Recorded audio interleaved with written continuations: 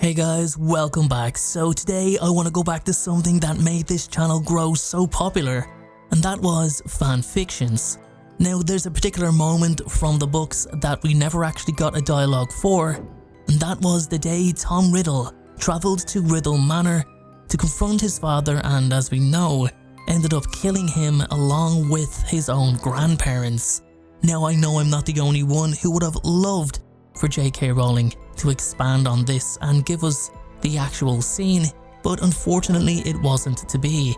So, as is the norm with Harry Potter folklore, if it's not being made, I'm gonna make it. With that being said, please understand guys that this isn't an actual fan fiction where I add in new characters and create new journeys. I'm just trying to fill a gap in the books. So, let's set the scene and go from there. This is the day Tom Riddle killed his father and grandparents.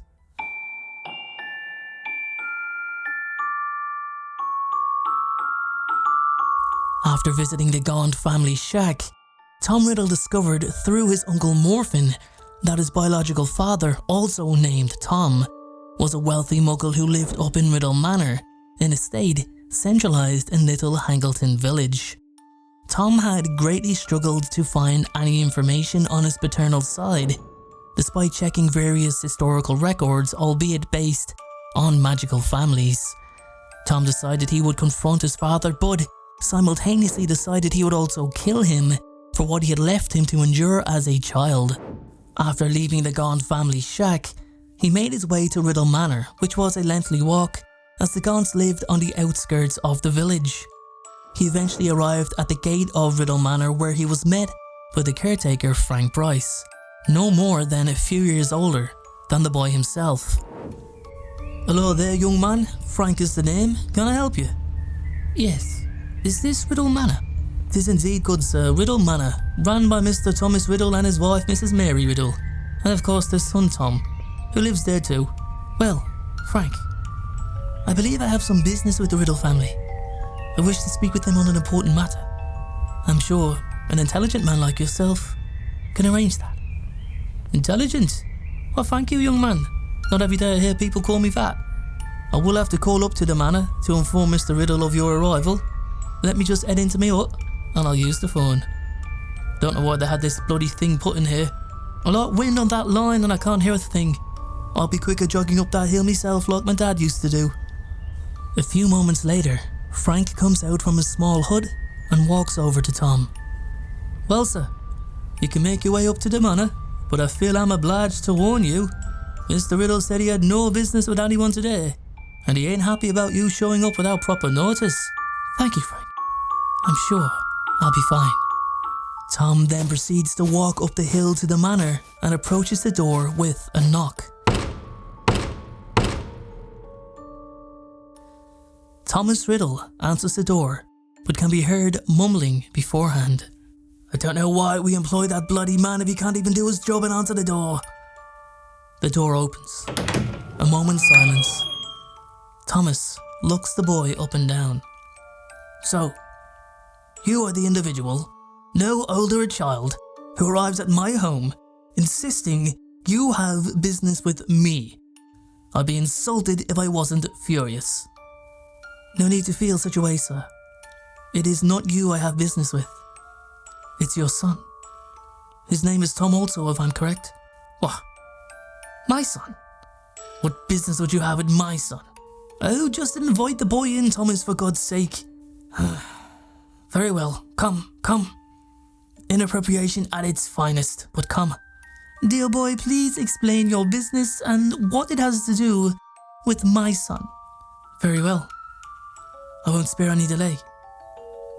My name is Tom Riddle. I'm your grandson. I'm here to see my father." "Grandson? Grandson, you say? I can assure you, boy, you are no grandson of ours. My son has no children. You're the Gaunt woman's son, aren't you?"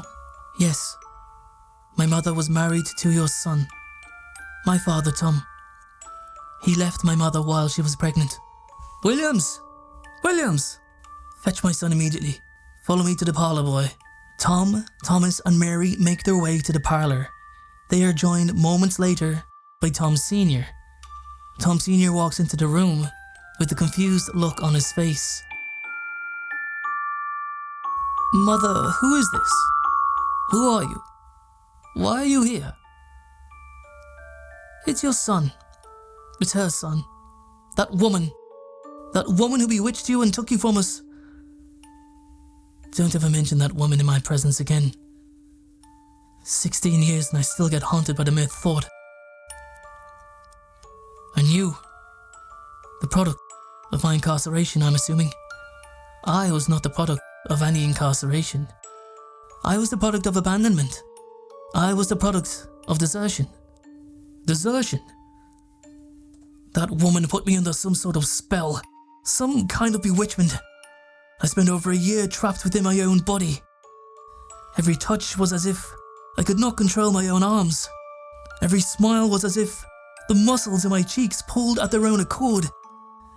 Every word I spoke, as if it was forced from my mouth, yet I was screaming on the inside. I would have preferred death. Death. Well, it's the least you deserve. That's about enough now, boy. It's time you leave, and I warn you not to return. No, Father. Hold on. You think I deserve death? Your every breath is a reminder of the torture I suffered at the hands of your mother. You will never be anything more to this family than you currently are. Nothing. I was born into nothing, but I will become something great. Unfortunately for you, Father, and dear grandparents, you won't live to see the day I conquer your world. Tom removes his wand from his cloak, and 3 flashes of green light illuminates the room, one after the other. He lingers for a moment, looking around the room before his eyes rest on the bodies of his dead relatives. He feels a sense of satisfaction, but more so pride. Proud of the fact that he has truly and finally eliminated every trace of his Muggle heritage. On his leave from the manor, he performs a memory charm on Frank to erase any knowledge of their encounter. There you have it, guys. That is my take on how I believed the encounter between Tom and his father would have gone. If you think it would have been brief, if you think it would have been longer, let me know in the comment section below. Personally, Voldemort wasn't one to hang around all day. Thank you for watching, and I'll see you all in the next video.